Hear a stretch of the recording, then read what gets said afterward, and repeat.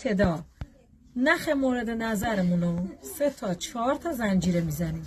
قبل از اینکه ببافیم با یه سیم کوتاه با هر چیزی که میتونیم یا با یه سوزن که از این حفره های مهره ها رد بشه، مهره های به اندازه‌ای که میخوایم استفاده بکنیم مهره هامون رو میندازیم توی نخ اولیه‌مون. برای بافتش هر بار یه دونه میاریم جلو. من ابتدای کارو 4 تا زنجیره زدم. بعد از اون زنجیره یه دونه از این مهره ها رو میارم جلو. این سمت قسمت پایین میمونه، بالاش یه زنجیره کوچولو میزنم. دوباره 1 2 3 4 تا میبافم، میارم جلو، یه زنجیره دیگه میزنم. باز همینطوری تکرار میکنیم. 1 2 3 4 یه دونه از مهره ها میان جلو به ترتیب.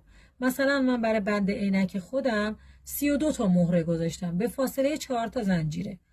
2 تا 3 4. پس یه مهره میاد جلو، از نخ کنارش برمیداریم، روی قلاب یه زنجیره میبافیم. ببینید این بند عینکی که خودم مصرف میکنم همه رو با مهره بافتم. بعد انتهاشو گیره های مخصوصی که خرازی ها یا کتاب فروشی ها دارن، از این گیره نخ اضافی اینو به این گیره وصل میکنیم. نمیدونم چقدر دیده میشه. گیره رو وصل میکنیم. بعد اون سر گیره هم که از توی عینک در میاریم، میشه بند عینک. به همین راحتی.